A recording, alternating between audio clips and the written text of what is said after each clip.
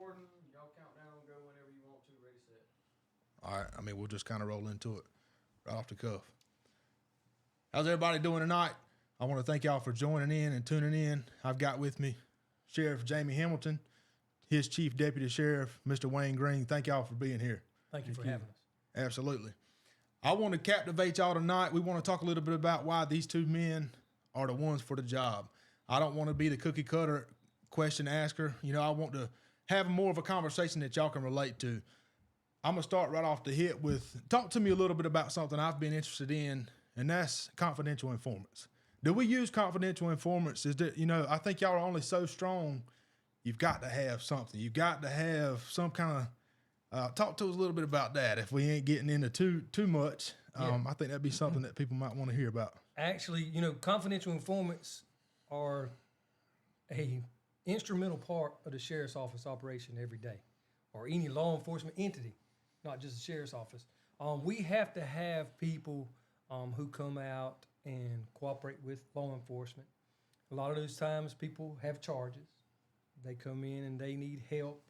Right. We use confidential informants on a daily basis. They are, I won't say few and far between.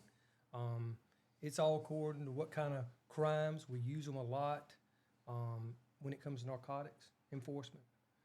You have to have people who know what's going on. You know, if you want to go and you want to infiltrate a drug organization, you have to have people who have the knowledge and the wherewithal to go into that organization and try to get information out of it. Is that mainly what we're using them for? Or is it mainly drugs? Is there other things we can exploit with them? Or Yeah, you can use an informant for anything. Yeah. Right. Burglaries, shootings, anything. Yeah. Wouldn't care to anyone. Anyone can be a CI. Yeah. Gotcha. Yes. That's one thing I want to talk about a little bit later in the show. If we can have time, I want to talk about how the community can come together, how you can help your community grow. If you see crime, if you see something going on, I want these guys to talk to what you can be doing. So we'll circle back to that in just a minute. I wanted to talk for a minute, Jamie, about continuing a legacy. That's your slogan. That's your motto for this campaign to be elected October 17th. Yes. Voting already started? Yes. Early Started voting. today. Yeah. So let's talk a little bit about continuing a legacy, what that means to you. You know, I've actually, just so you know, had some people ask me, what does that even mean? What is he alluding to? And not in a condescending way, but just asking, what was the legacy? Right. And so I feel like right now might be a good time to clarify, what was the legacy? Well, the legacy, and it's kind of interesting you say it like that, but actually we worked for both of the chief and myself, worked during the administration of Douglas Purnell, who passed away in August, Right. or first week in August. But actually the legacy, I'm going to say, started even before that. We all worked together under the administration of Harold Grice, was the last sheriff we actually worked all together under, other than Purnell. Yes. So we'd worked together, and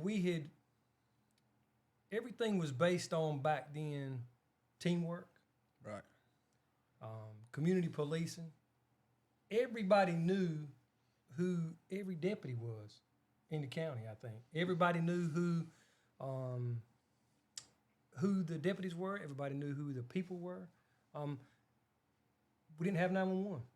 Believe it or not, you could Really? go. Yeah, we're going to really tell ourselves in a minute, Chief. But anyway, you could go out and you could say, hey, go to Miss Such and Such's house, and you turn on to the left on Harley's Bridge Road, and you go up there to Oakland and that kind of thing. And it just became natural because we had a rapport with the community. We knew the people in the community. That's right. Now our community has changed somewhat. 911 has helped tremendously. But those type things that we had way back then, we want to continue now. We want to be able to say, you know what, I still know where Miss Flossie lives. Yes. And I still know that's her grandson. That's right. And I know how to get her house. Those are the type things that part of that legacy we still want to continue, and it actually continued with Douglas Purnell. Harold Grice kind of instilled that in us years ago under his administration. So that's kind of what continuing a legacy means to me. How about you, Chief? Bringing the community back together again. Actually getting out there knowing the people. Right. At one time, every block, you had someone. In every community, they always used to be the mayor of that community. Yeah. If anything was to happen, you go make contact with the mayor of that community. Yeah. That's right. We have dropped the ball as far as law enforcement in some years. The last 15 years, the ball has been dropped. We're trying to regain that interest from the Talk to me a little bit about, that continuing the legacy obviously alludes to Sheriff Douglas Purnell. Right. What would his family think about that? What do his friends think about that? Is that something they approve of? Is that something that they say, yeah, you go for it, run with it? Absolutely. They're excited. They're excited about continuing a vision that was started. So they realize how important it was to him to do the same thing. I think that's the most important part. I mean, was that something that he would, looking into this room right now, would he say, this is the legacy, this is it, y'all two Yes. guys run with it? Yes. Show them what we were all I think about we're proud. back in the good old days. Show them what we did, how we roll. I mean, I Yeah. guess that's kind of how it is. That's Yeah, the feeling, yes. right? Yeah. That's the feeling. I mean, that's what you want to continue. We had a lot of feel-good stories back then. We had a closer relationship with the citizens Yeah. back then, and that's kind of what we're trying to bring together, at the sheriff's office. That's right. Mr. Wayne, I got a question for you. Going back to my years, I went to the Citadel. I know a lot of organizations use this for promotion. I think the military uses it for promoting. Peer evaluations. When we were there, I think there were 24 people in our company, and we had to rank somebody 1 through 24. Yes. Everybody had to do that, and then you had a compiled score. And usually whoever was in the top 1, 2, 3, that was your man, right? Right. Or woman. Right. And so the question is, Jamie could get up here and talk good about himself all he wants to. Everybody can do that, depending on how good you are behind a camera. That's all good and dandy, but talk to me a little bit about the man you've been working beside for years. Give me your peer evaluation on Jamie Hamilton. Well, I met Jamie back in the early 90s. When he came on, he was a little, I always used to say a little snotty nose, little fella, There you go. But Jamie worked real hard. He actually worked under me as a sergeant, and then Jamie went to narcotics. Okay. Him and Douglas Purnell worked narcotics, and they changed Dillon County around tremendously. Yeah. And through the years, he left and went to the city, and he came back to the county. He had worked a citizen. He had worked in Dillon County as a servant to the citizens for so many years, and actually did a pretty good job. Look where he's at now. There you go. Yeah. We work close together. We have actually slept in a car together. Late nights, Yeah. drugs, Yeah. burglaries, arsons, anything you name through our career, we done it together. Right. Yeah. That's right. Just like Douglas Purnell. We got other officers that we was there for 28, 29 years That's right. that we worked together. And for one thing, we was taught back then, always have an open mind. Always have an open mind to every citizen, for every citizen. The citizen comes first. We're servants of Dillon County. So therefore, if we can't go out there and do our jobs and do it in a professional way, we need to go somewhere else. There you go. That's right. Talk to me a little bit about promoting from within. Y'all guys, y'all been doing it for a long time. Right. I personally feel like that's a good thing to have on your resume when you're applying for a company. If you've worked there and if you're currently there, the people. I work with the Department of Transportation. I just switched over a few months back. Yeah. And even though I know a lot of the ins and outs, I might not know those people. I might not know the demographics. I might not know the layout of the county. I might not be in tune with that. Talk to me a little bit. As far as I know, y'all are the only ones running that can say that. So just talk to me a little bit about the importance of that and why y'all feel that's an asset. The most important thing is we are doing it now. We're going to do that transition since everything that happened. You have to get the ones that's been there for years that know what they're doing. And thank God we got a nice, smart group of people that's working. That was Douglas picked out along with Jamie, along with myself. That's been working a lot of years together. That's know the right. people in this citizen, in this county. And by ranks, and everyone has their job. Everyone don't have 4 or 5 different jobs. Everyone has their own job. And being the head of your department and knowing what people can do and what they've done in the past is the grateful thing that the county gonna see, because Jamie has done so well, him and Douglas together. They came together. We had a group when we came in as, we're gonna put this person in the the right area. That was one of the most things. Right. I don't have no business going to drugs if I never worked drugs. That's right. If I never worked homicides. Yeah. Putting the right persons in the right place. So Jamie, is it knowing the citizens? Is it knowing your personnel? Is it knowing your problems? What makes y'all the asset? I mean, what is it? I think just finding your strengths and weaknesses Exactly. within your department. Knowing that even though you're a leader, someone else may be more strong suited in another area. I think that people will be surprised to know we probably serve 300 civil actions a month. Mm-hmm. We're over child support.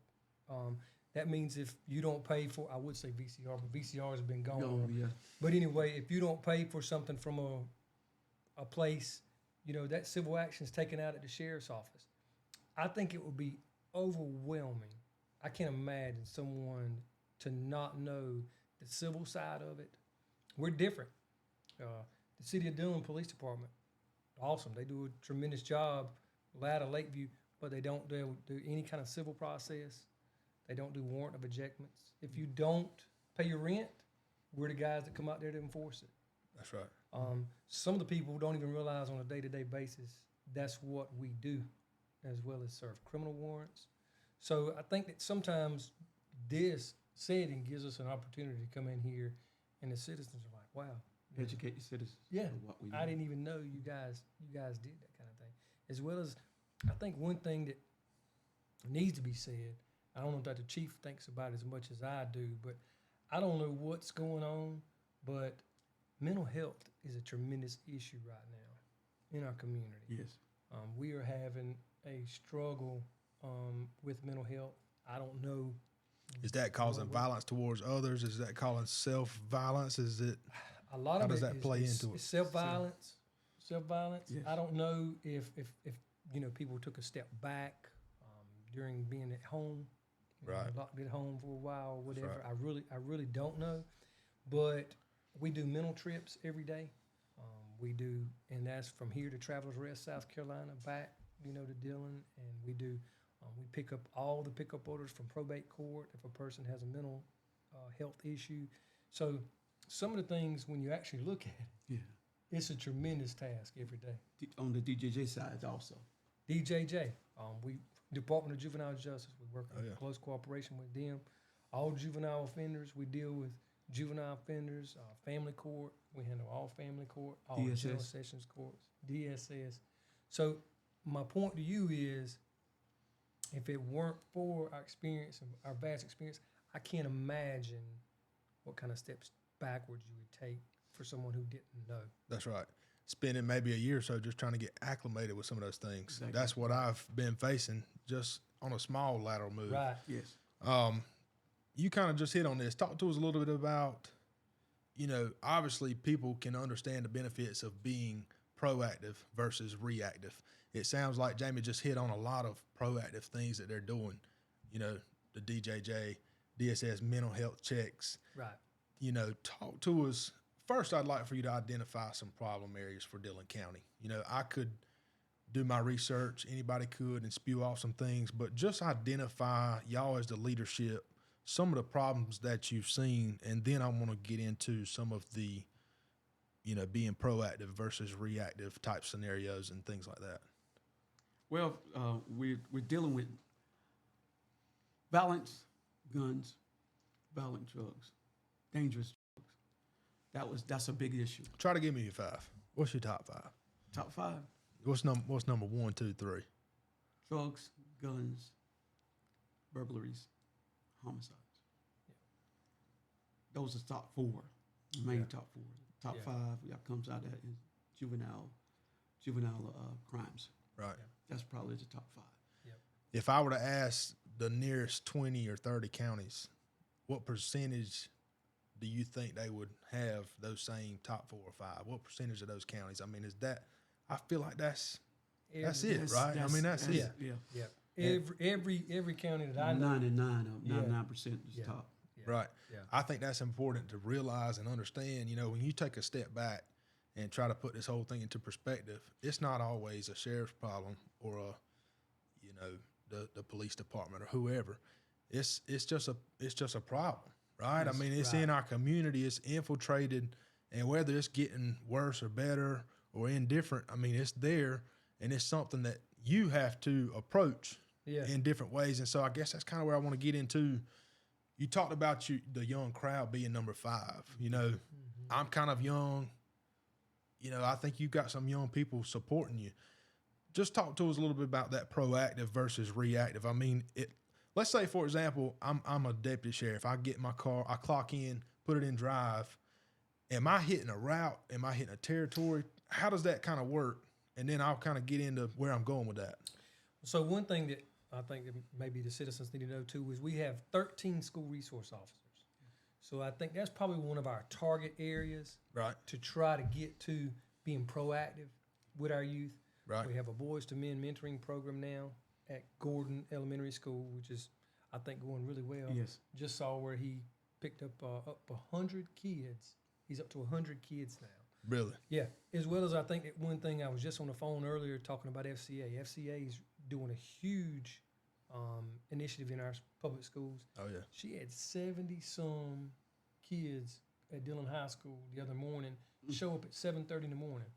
So there are some That's great. positive, It's positive. there are some positive things that we are heading up Right. and trying to get started. You know, we got to have those conversations with the young people. That's right. Ultimately, you know, we got to deal with the situation. So we got to have those conversations and figure out, you know, what's the problems, what's the issues.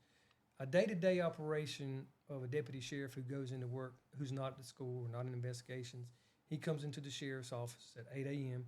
and he's probably faced with, I don't know, 15 or 20 papers, civil service papers, every day. Right. Every day. That's times 4 people. So, you know, you can do the math on that. If you got Right. 20 papers a day, that's 80 papers we got to get out That's that right. day. So you do a lot of paper service, as well as, you know, what we want to try to get them to do is get out here and talk to these citizens, engage in these citizens, walk into these country stores, sit down and talk to those people, talk to Proactive. those business owners, Exactly. be more proactive. We have a tremendous, one thing I think we got to do is be transparent. Yes. We got problems. That's right. You know what I'm saying? We got problems. If I don't win the election, still gonna have problems. That's You right. know, we got problems now, but I'm gonna tell you, we got problems. So I did a study. Our call volume is greater than Marion and Marlboro County. Hmm. If we mirror one another in size, I want to know why. That's right. You know, what's the difference? So I've been trying to do some studying on that. You know, I don't know if it kind of circles around and one area gets hit harder sometimes or whatever. I know Marion County is getting kind of hit Yes. hard now. Yeah, they've been getting hit the last 2 weeks. Yeah, Yeah. yeah. But we're doing some initiatives to try to figure out, okay, why are we different? Right. I got you. What can we be doing different? I think it starts at that age 10 to 11. Try to change the narrative of how that person sees a police officer. Right. You know, we can start young. You've got, you know, we kind of just talked about boots on the ground. You know, you talked about school resource officers. Talk a little bit about, you need to go out and do your standard type stuff, but talk to me about some of your other assets that a sheriff's office has, and what are some of the assets that we have in Dillon that our community can get behind and support? Community policing, getting the parents back involved. Churches, getting the churches back involved, getting the parents back involved. Because believe it or not, the parents and the churches, that's where it starts. It starts in homes. I mean, we get the parents back involved. I think we are on the right path. Talk to me about how much, you know, I think Ronald Reagan once said, it's not what your country can do for you, it's what you can do for your country. And I think people need to get back in that mindset regardless of who said it. You know, that is beneficial. We outnumber y'all in your department, you know, however much to one. Right. I mean, how many people do y'all have just across the board that wears the uniform? About 86. So 86, what's the population in Dillon? About 30,000. So, I mean, that goes back to your point. I mean, our numbers as civilians and citizens far outweigh anything that y'all can do, no matter how good you are, no matter who the sheriff is, no matter who the chief deputy is and all the deputies, no matter how, you know, well paid they are. None of that matters. What matters is what can the community do Exactly. for their kids, for their family, for their friends. I guess this is kind of a good lead in back to that original question of confidential informant in a way. You know, if let's say I grew up, so to speak, on the wrong side of the track and my friends are getting off out of line, but I want to do the right thing. You know, my parents raised me right. I want to do the right thing, but I see, you know, these certain ones committing the crimes, doing the wrong things. What obligation do I have, and what can I do to secure my safety and my county or my community's safety and help, you know, the elderly people feel secure? What can I do just as a regular Joe Blow young man or woman on the street who has identified a problem themselves? I mean, look, I live in a decent community, but I see things that sometimes are out of line, but maybe we just aren't informed enough to act on it. So what are some of those avenues? And I'm not necessarily speaking about being an informant, but what's just something that we could be thinking about on a day-to-day basis when we see something? Ultimately, and I know we've said it 100 times, but if you see something, you got to say something. I mean, it doesn't matter what community we go into in Dillon County.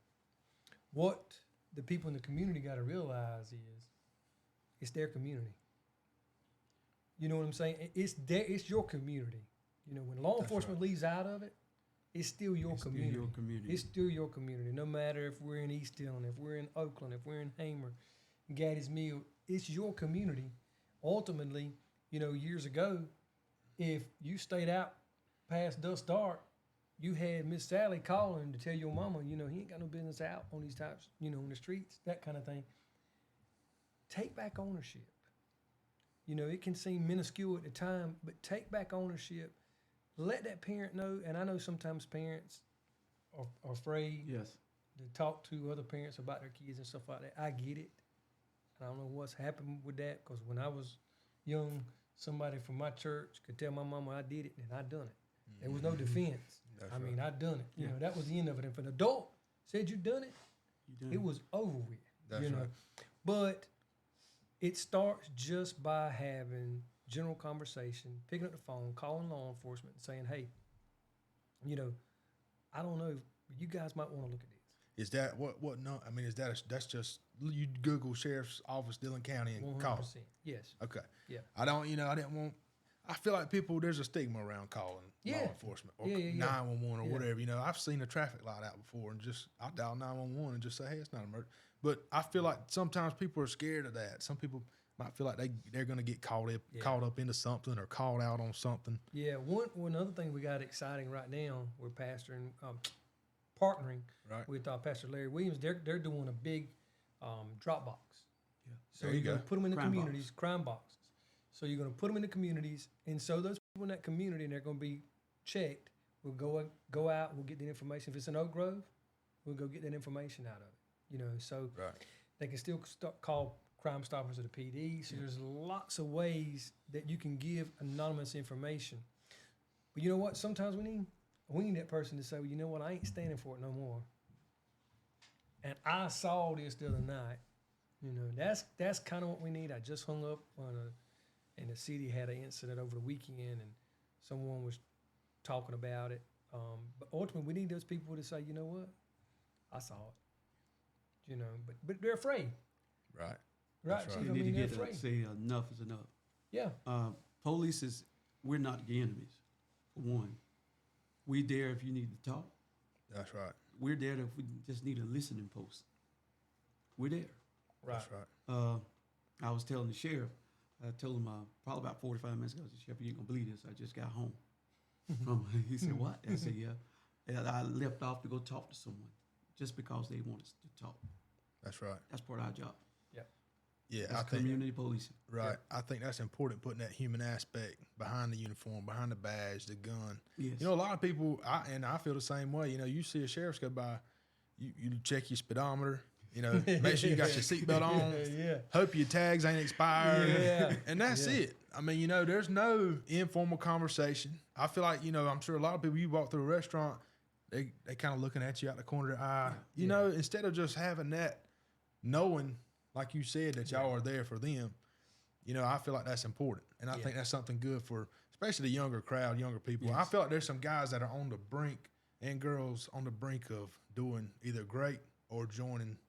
Yeah. You know, if you can't beat them, join them. So I feel like Right. some people, they're stuck between that rock and hard place. Do I do the right thing right here? Or do I just call up my buddy and go out with him on the weekend, and then they Yeah. get, next thing you know, something bad's going down. Yeah. Yeah. Right. Yeah. Most definitely. Most So We I- had that relationship once before. Yeah. We did have a relationship with the public. right, We really did. And it's slowly changing. right, Slowly changing. Yeah. good, But it's heading in the right direction. Yep. good. Yep. You mentioned drugs being one of your top 5. Where's Yeah. the drugs coming from? Well, fentanyl is probably the biggest drug we're dealing with now. You know, and it's coming from China. You know, it's not manufactured over here. Anybody will tell you that. I think it's alarming. The other day, I was talking to EMS, and just because I'm a figures guy, I like to know. That's right. And we have to administer Narcan and that Yeah. kind of thing. But I think the citizens would be amazed to know how many times EMS goes out to someone who's unresponsive. You know, there's 365 days in a year. I think he told me over 300.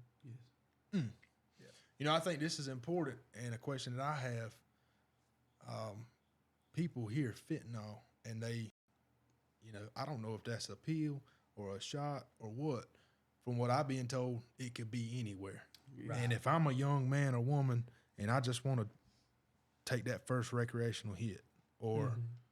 whatever, talk to. I mean, where can this stuff be at? I mean, marijuana. Everybody. I mean, a lot of people use marijuana. Yeah, You know, heroin. What is it? Where You is can it? touch it. yeah, yeah, yeah. That's what I heard You know something what it about. I heard something about it being on the floor of somebody's house and a baby doing this, and Yeah. that was it. And that was it. I mean, that's how potent this stuff is. I mean, it's just so cheap in comparison to heroin and that kind of thing. The real drug that they actually want is so cheap because it's just made with anything that'll kill you. And ultimately, what we're finding is people chase that for the strangest of reason. I mean, I don't that's what they, understand it. I don't have an answer for that. You know, I why don't- they do it. yeah, Right. I don't have. They have. You know, let me tell the community about this. We have Narcan now. That's a major part of our everyday law enforcement protocol. Make sure you have Narcan before you go out. That kind of thing. Narcan is administered, and if you find someone who is unresponsive, you use this Narcan and they inhale it, and they'll come back. Right. They'll come out of this comatose state, and usually they're belligerent and very upset that you brought them out of a high, if you will. Yes. So that's a circumstance. Is we're that dealing something with. is that something that anybody can get their hands on, the Narcan? Is that I've heard some Yes. stuff about administering that and having some Yes. just in case you happen to be walking out. Yes. I mean, Yes. Mhm. You can do. Yeah. You can get to it now. Right. You can actually get it. is now. that something y'all provide, or is that you have to go somewhere? Well, you can go to Tri-County out there, what used to be Tri-County Mental Health on Commerce Drive, right. and they'll be able to give you as much as you want. Gotcha. Because you have different families and different people in the community who are, you know, like a better word, they're trying to prepare themselves. They may have a Just family in member case, yeah. just in case, and they'll do some training and talk to you about it, and we'll be glad to sit down and talk to you about that also. Good deal. Talk to me really quick about some of the facets of your organization. I mean, you've got the boots on the ground. I guess you've got investigators. I guess you've got detention center. There's some people who they see and form an opinion on some, you know, whatever, your sheriff right now, like I talked about. You check your speed or whatever. Talk to me about some of the assets that you have that are not necessarily at the front of people's minds. I mean, do we have the detention center? Yeah. Is it, you know, what Yeah. are those types of things that y'all utilize Yeah. to help combat those top 5? Yeah, yeah. So the detention center, let me just speak on them a little bit because I think sometimes, you know, when people say sheriff's office, they just think sheriff's office. Right. So we got about 26 employees over at the detention center. And some of those people have been there for over 20 years. And I can't imagine for the life of me, you know, what we would do without them. I'm going to be honest with you. We deal with over 100 inmates a day on a daily population count. We have state inmates, pre-sentence inmates, and they deal with everybody from shoplifting to murder. And they do a tremendous job. I think they certainly feel like sometimes they are left out Yes. because people want to hear about fentanyl. That's right. They want to hear about the They want to drug see the bust and handcuffs that kind of thing. yes. Yeah, they want to hear that kind of that's thing. right. But I'm telling you, those people are a tremendous asset to Dillon County. The And they do unsung a heroes. great job Yeah. every day. I think that they are left out because it doesn't really matter where I go to talk. People want to know about that catch-all stuff that everybody's hearing about. Right. And so I say that they're definitely somebody I just want to give a shout out to say, hey, we appreciate it. Certainly appreciate those deputies. Right. Certainly appreciate everybody at that sheriff's office. They do a tremendous job, but that detention center sometimes feels kind of left out. That's awesome. That's what it takes in any organization, Yeah, from the top down, bottom up. yeah, yeah, most definitely. I don't want to leave out y'all touching on what we're really focusing on. I mean, we've talked about some general topics, but if I'm watching this thing, I want to say, how are you combating drugs? How are you facing gun violence? What are we really doing, getting right down to the nitty gritty? And, why does that put y'all ahead of somebody else running for sheriff? Well, I think that, probably one of the biggest things that we got right now is a violent crime task force. It's federally funded. We have 2 people from the county, 1 person from the city assigned to work in violent crime. And that encompasses drugs. Some people don't see drugs, but drugs is considered a violent crime. Yes.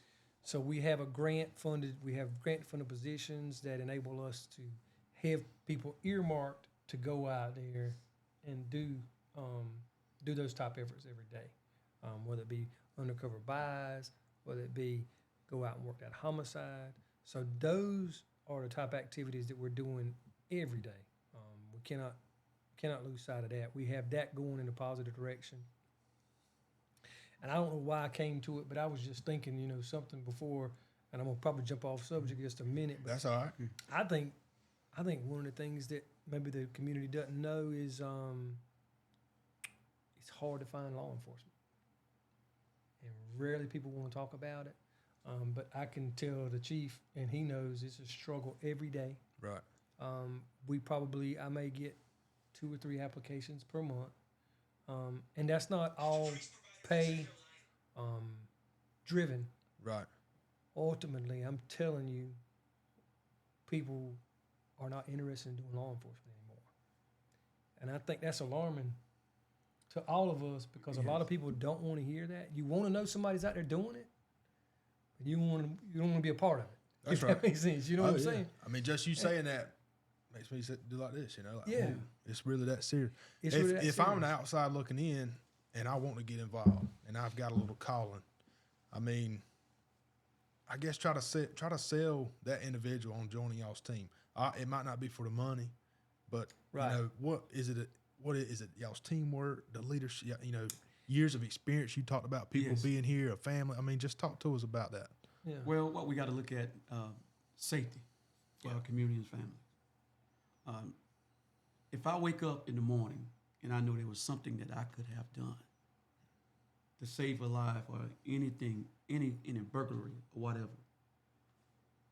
can I do it? Let me take that step forward and go Right. do what's right? Right. Sometimes we have to let go of some of the things that we want to do in order to do things we got to do. There you go. Yeah. Yeah. I think too that ultimately you got to be a person who wants to make a difference in their community. Yeah. I mean, honestly, I work a tremendous amount of drug enforcement, but one of my biggest cases I ever remember was a criminal sexual conduct case with a child, because I was able to step in and really, really, really see a difference.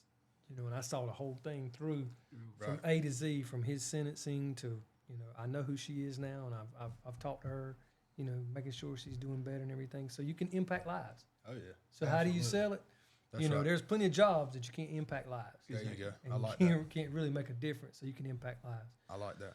But I certainly don't want to miss, an opportunity to talk about what you said earlier. Being proactive in our community. We got the drug task force started up. It's doing really well. We've seasoned a lot of drugs and guns. We have a tool working with the ATF now, Alcohol, Tobacco, and Firearms, and they're helping us. We've secured some of our federal people who come over now, DEA, people like that, who are different entities when you got a small county. Yes. You know, we have to rely on a lot of people from the federal government, so we rely on them tremendously. ATL. ATF, Yeah. DEA, FBI. So we work with those guys too, and we're trying to step up our efforts with that. Right. I think, Mr. Wayne, you said your number one was drugs. Is that the number? That's the number one. Number one now is drugs and farms. Right. You know, they're close together. Because you got one, you got other. Right, exactly. Mm-hmm. Yeah. Point I want to make here is, Jamie, you spoke on this too. You've done years in drugs, Yes. right? Yes. And so if that's our number one problem in the county, who do we want?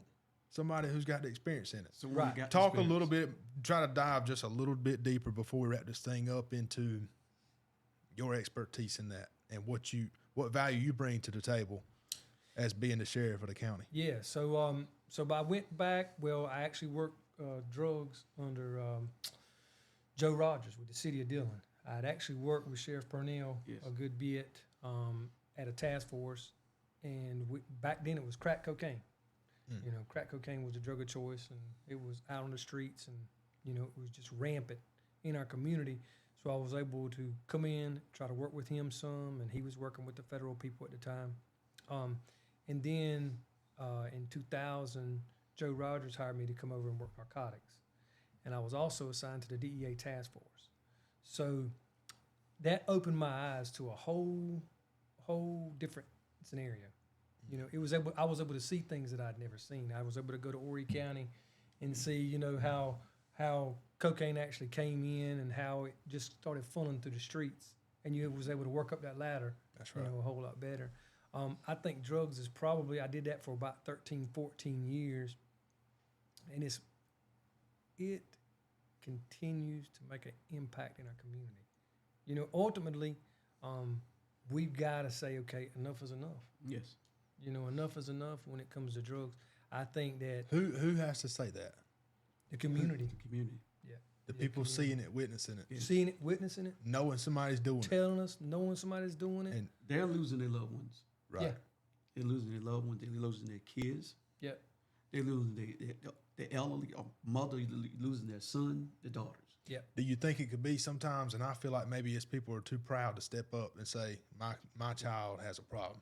Yes. They're embarrassed. Or they're scared, or maybe they're scared that they're just gonna get, you know, immediately locked Yeah. up or what. I mean, Yeah. is that part of it? I mean, if 100%. my child is messing with it, Mm-hmm. what should I be feeling?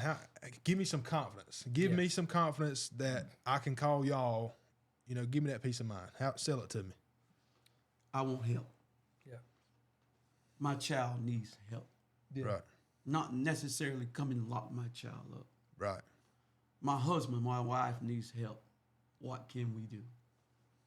There are And avenues out so with that being so, you know, if I approach it from that way, you ain't gonna come kick the doors in. No, sir. You ain't No. gonna come tackle somebody to the You ground. ask. No, You ask. no, Right. no, That's no, right. No, we certainly, you know, we deal with that all the time. I go into houses and people, I mean, I've seen mothers and fathers on a couch crying and saying, Jamie, I'm embarrassed to tell you, my son or daughter, you know, Right. is in there on the floor, that kind of situation. Right. So we want to handle that thing with the utmost respect. We certainly have kids of our own. Yes. You know, we certainly don't judge those situations. That's right. But at the end of the day, we want to make sure they get some help. you Right. know, get some help. I think one thing that I didn't touch on is something that I'm kind of excited about that the public needs to know is the state did pass a law in regards to fentanyl Yes. this past year, and it's Mhm. going to be a tremendous penalty when it comes to fentanyl. It's a mandatory. There's what they call a mandatory minimum sentence. But anyway, if you get someone with fentanyl now, you know, there's a huge sentence, you know, Really? even for a small amount of fentanyl. So hopefully, if we can get with our solicitor, which we do, we talk to him on a regular basis, and he's all pro law enforcement, trying to work with us on cases, we can start sending some messages to these people. Hey, even the ones who got possession of it, you know, they're going to suffer a consequence That's right. because it's taking lives. So I think We're that's losing gotta our happen. kids. Yeah. And we got to be the first ones to step up. I think that's important to hear from the outside looking in, to hear y'all two say, we're not, like I said, we ain't going to come kick your doors in. No. And we're not going to embarrass you. You know, I feel like if anybody knows who to turn to and how to get somebody help that has a problem, it's y'all. Exactly. Y'all deal with it every single day, multiple times a day. You know, if I'm a parent, I might have seen 1 or 2 people struggle with drugs in the past, and I might know 1 or 2 avenues that they can take, but y'all Right. got the resources. Exactly. Yeah. So I think that's good and reassuring to hear, and hear that that's kind of y'all's prerogative. Yeah. You know, Yeah. I think that's important. Yeah. I could talk all night long. I know for the Yeah. sake of video, I want to keep it short, but is there anything that maybe I left out? Maybe y'all want to touch on? I mean, ultimately, I guess voting started today, Yeah. October 17th Is the election. Yeah. is the election. Yeah. So if I want to vote and I want to support y'all too, what can I do? Well, I had a question on my mind. Early voting, I mean, do I just go up in there and vote? Or Yes. do I have to have a reason? I want to vote. Not anymore. Okay. Not anymore. So you just go up there and vote. You just go That up was a and question I had. I was like, well, man, I'd like to run by there, but they might ask me why I need to vote early. But simply because you know if you go early, you don't know what's going to happen on the 17th. That's right. The weather may be bad. Exactly. Yeah. You may not get a chance. Something may comes up. Yeah. That's So right. if you can vote early, that's the best way to do it. That's right. Yeah. Yeah. Get out. Go vote. Less people at the polls. Yeah. Yeah. Go Let's and people vote. poll. You go right up there where the big courthouse is on Main Street. You know, right behind there, voter Right up the street. registration, and you walk right in and walk right out. Go in there and vote. That's right. You know. And I'll say something too. You know, I've seen a lot of vote Jamie Hamilton signs out. Right. I don't want people, for your sake, to get complacent with, oh, look at all these signs. He's got it in the bag. No. He's got it wrapped up. No. I think that's a dangerous spot to be in a way. Right. You know, so I want everybody. It's good to have that underdog mentality, right? Yeah. That's what I came up with. I Yeah. had 2 older siblings, and I was always the underdog, and that kind of helped me out some way. Yeah, So yeah. I feel like that's something for people to remember. October 17th, from now until then, get out, vote, cast your vote. You know, it's kind of our obligation. That's part of our freedom that many people have earned before us, regardless of who you support, right? Yeah. Yes. People earn that. You don't have. We've got some rights, but that's one of the most important ones, Most right? important, right. I- If I you don't think- vote, Vote. Yeah, that's right. Voting's it. if it don't happen for you, you didn't vote. That's right. I think people can lose sight of that. And the last thing I'll say, Chief, and I don't know about you, if you want to sum up something, but you know, I want to let people know too that we're excited. Yes. We're excited. We're excited. We're excited. We're seeing some things every day that are exciting to us. We're seeing some initiatives that we're trying to start. Whether it be the Violent Crime Task Force and stuff like that. Our close cooperation with the Solicitor's Office, DJJ. We are excited about trying to help Dillon County. We got some really good things coming down Exactly. the pipeline. Yes. We're excited. We're running hard. We got good officers working with the Sheriff Department. Everybody's about to get back to that family. I think that so, too. family mode. Yeah. That's very important. That is more important than anything. You get a family together, they work together, they eat together, they go out there and serve the public together. Yeah. Right. They got each other back. And that's one of the most important things. Yeah. And I'll go on the record, I guess, kind of wrap this thing up in saying and piggybacking off of that. And I'm not just saying this to be cute on camera, but I've talked to some of y'all's people, and Right. they say the same thing, Yes. right? And y'all are the men for the job. Yep. Yeah. That's the bottom line from what I've got from the guys that work up under y'all. Yeah. And that kind of goes back to that peer evaluation thing. I mean, what's more important than what your subordinates think of you, Yes. right? And I Right. think if you have their support, they've got your support, they've got your back, that's how you lead a team, is you have people's respect. Exactly. And y'all have earned theirs from what I've heard. I'm sure you've got a few that don't, but from what I've heard, you've Yeah. got them. And Yeah. so I think that's important to know. Look, I'm all team Jamie and Wayne Green. Yeah. So y'all get out and vote. I appreciate it. If y'all stuck around this long for watching the video, I hope y'all learned something. I hope that we swayed your vote a little bit. If you were on the fence previously, I think we could go back to this is what Douglas Purnell would have wanted to see. His family supporting him. Mr. Wayne Green, that's worked beside him for many years, is Yes. supporting him. Yes. Drugs, which Mr. Wayne pointed out was our number one problem and is our number one problem.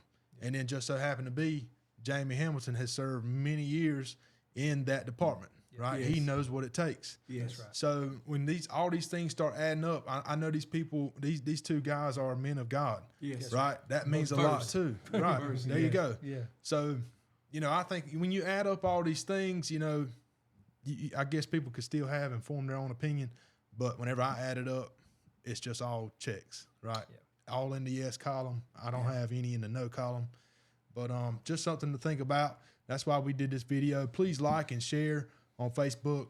Throw some comments on there just to talk with your friends, tag some people, and maybe even throw some questions out there, and we might even get some responses from Jamie himself. So thank y'all for watching. We appreciate it. We'll see y'all next time. Thank you. Thank you. Thank y'all.